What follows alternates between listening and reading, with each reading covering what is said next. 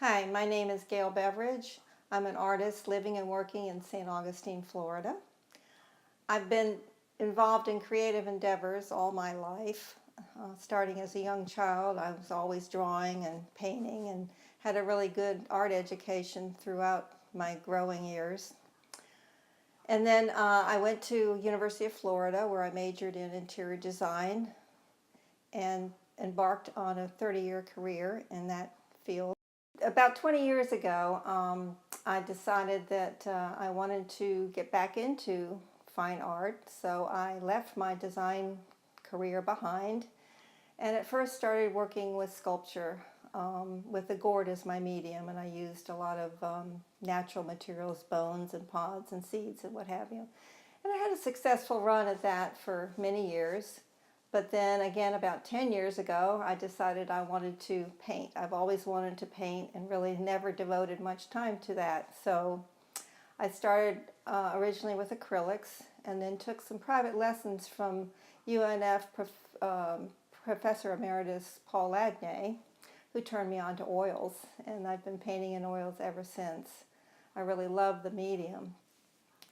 My design background has stood me in good stead over all these years because it's the same principles in design as in painting. You have to think about line and composition and form and texture and color. So that's been a really good background for me. I do both plein air painting and studio painting. I'm a member of the First Coast Plein Air Painters and the Anastasia Painters here in St. Augustine. And I find that painting outside is really a wonderful, enriching experience. It's like continuing education, because in the real world you get to see so much of the richness that you don't get in photographs. So I think it's a good way to make my paintings better. I generally I use mainly the plein air painting as for studies to finish in the studio. But if I don't have time to paint, I might be out for a walk in the early morning and see this incredible sunrise, so I take a photo of it. But I make a mental note or write notes so that I can remember what it was about that scene that really inspired me.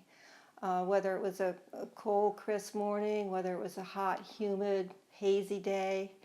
And all that goes into my memory bank, so when I come into the studio, I can paint mostly from memory using the photograph just as a reference. I usually start with pencil sketches or quick marker no-tan drawings. And this helps me establish the composition and also get the values right. And then I'll progress to something on the canvas that's mainly just using one or two colors, again, to get the composition correct and the values, because that's really very important. I want to get all of that established before I actually put colors down. And then this is an example of taking that to the actual big size, the size I'm going to use. And then from there I will block in with the local colors. And I usually try to start 2 to 3 paintings at one time because actually I'm a slow painter.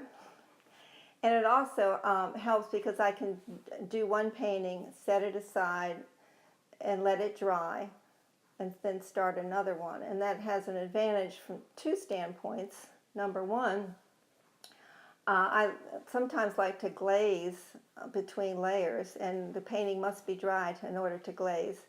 And it also adds a nice transparency to the painting.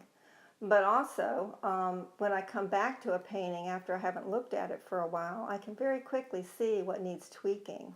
So that's a big advantage for starting several paintings at one time.